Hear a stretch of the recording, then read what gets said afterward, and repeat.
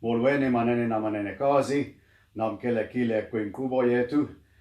Ndizoba emonti ngempela veki, ndiza kubikela i-Ring Magazine umlo omkhulu phakathi Azinga Fuzile no Shavkatdzhon Rakhimov.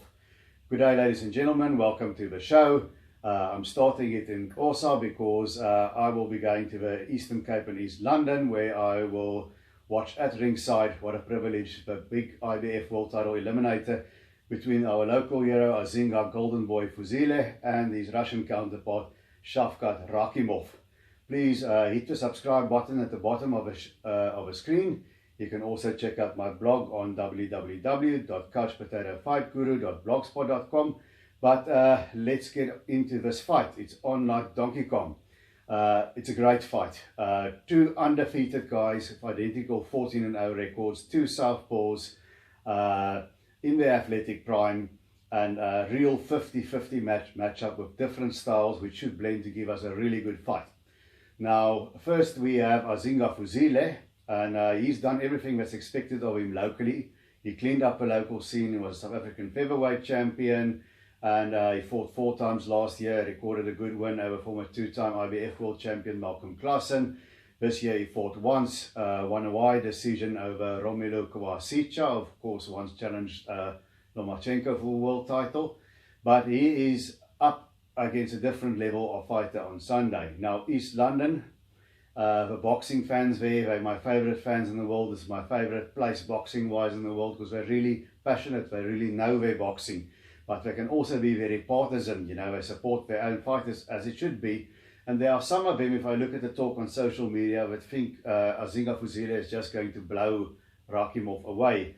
And that I would be very surprised if that happens. So the biggest thing there for the Fuzile camp, they must guard against overconfidence. Now, I spoke to his trainer, Colin Nathan, and but they're definitely not overconfident. They're taking it very seriously. They've got a game plan worked out. It's more about Azinga Fuzile himself and his mindset. Mustn't believe he's pressed too much. You know, Azinga Fuzile is a superb boxer. He's primarily a boxer. He's got eight knockouts in his 14 wins, so he can hit. He can dispatch your lesser foes, and he does make you give you something to think about, so you don't just walk into him. But he's not a pure puncher as such. He's more of a boxer. If I'm thinking about Rakhimov and Fuzile, I'm going to compare them a little bit to Floyd Mayweather in the case of Fuzile and Triple G Gennady Golovkin in the case of Rakhimov. Before everybody gets into my throat about this, are not nearly the same level elite fighters. I'm not saying they're the same level, it might never be, but there are subtle style resemblances. Now, Azinga Fuzile, he likes that sideways stance that Floyd Mayweather does with the Philly shell or the left hand like that, and or in his case his right hand with the second hand up here by his chin or in front. And for most fighters that doesn't work. They usually try and do it with disastrous effects, but Azinga Fuzile can actually do that type of defense with the shoulder roll and the Philly shell really well. So he likes doing that, fighting off a back foot, and then he pot shots his opponent, and he has a very good uppercut. He can throw it from the lead right, or he can throw it from the left. And that's got a lot of pop on that. He knocked Kowasica down with it, and that's his money punch, and I think he'll be looking to time Rakhimov with that as well. If I have to look at the possible weaknesses of Azinga Fuzile, I would say he might be a victim of his own talent. Sometimes he mentally goes off the reservation a bit in a fight and loses his focus, starts clowning a bit of hot dogging, like the Americans say. He goes and stands in the corner of that Philly shell like that, let his opponent punch him, blocks everything, and then he comes back with his spectacular punches. He did that against Kowasica, and Rakhimov is not Kowasica, he's a much more dangerous fighter.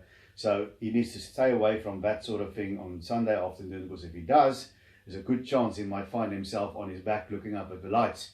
But I'm sure he realizes the magnitude and quality of the opponent in front of him, and he won't do that. So that's Azinga Fuzile. Shavkat Rakhimov, he hasn't got the layers in his game that Triple G has, not nearly, but what reminds me of Triple G is the fact that he's got very heavy hands. Everything he throws hurts. He's got a pole axe of a jab, he's got a good straight left, and he's got hooks, and the body punches nearly folds the guys in two. And it's especially the body punches where his strong suit lies. You know, he scored several stoppages plainly on body shots. And his favourite punch is a sort of a hybrid from a southpaw stance, left hook, uppercut, where he throws at 45 degrees to the body. And that's his money punch. And Fuzile needs to stay away from that. I would say perhaps just moving towards his left to keep getting away from that punch. So Rakhimov has got these heavy hands and he keeps coming at you. His offensive technique is very good. He throws his punches with good technique. On the downside of Rakhimov, same Colin Nathan actually turned me on to this fight about 2017, 5 fights ago. Rakhimov fought a so-so Filipino named Jimmy Piper, and he got knocked down twice before getting up and knocking Piper out of a body shot. Now, Piper was nothing special. He was just a guy who was unintimidated and just went for it. And Piper was also a southpaw, just like Azinga Fuzile. So what I could see in that fight, what works against Rakhimov, this is where there's some light, a ray of light for Azinga Fuzile. If you're a southpaw and you're fighting Rakhimov, who's also a southpaw, he's susceptible to the right hook lead from a southpaw stance and then followed up with a straight left. That hits him, and when that happens, he loses his balance. Now, Rakhimov, it must be said, when he was down, he immediately popped up. I don't think he's got a chin thing, but it's more like a balance thing. His defense is not that great because his offense is his defense. He keeps the guy, he hurts him with his punches, he keeps him preoccupied to such an extent that his opponents get intimidated and second guessing themselves before they're throwing. But you can hit him, and if he tries to get away from punches, he ducks and dives, but he doesn't bob and weave. There's not a rolling motion with the legs bending. His legs are rather straight, and then he bends forward sharply at the waist like that. And when he does that, I'm thinking he's susceptible for Fuzile uppercut. So that is the thing with Shavkat Rakhimov, where I see the holes in his makeup. So what is going to be happening on Sunday? You know, Azinga Fuzile, I think he must use his jab. He does have a good jab, it's a fast jab, but it's a kind of an up jab from his hip. So he'll need to be quick with that jab, because if it's lazy, Rakhimov could counter him with a straight left. So Azinga Fuzile needs to use the jab. He needs to have more of him, double up on it, and put more pop, more oomph in those jabs that he throws. And then pop Rakhimov with his straight lefts to the body, everything to stop any forward assault. And when he gets close, nail him with a lead hook and a straight left, but then step around him and continue moving. Fuzile needs to stay out of the corners, he needs to stay over ropes. If he feels the ropes on his back, he needs to slide away like Mayweather used to do.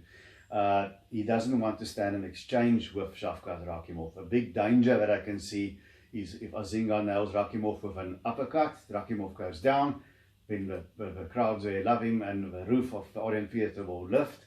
And then he gets brave and he decides to go for a kill and he gets nailed with something in return. So unless Rakhimov is on wobbly legs and clearly hurt, he's got to be careful. Don't open up with him, because the one thing you do not want to do with Shavkat Rakhimov is stand in the pocket in a prolonged exchange, because that's what Rakhimov likes. He hangs back.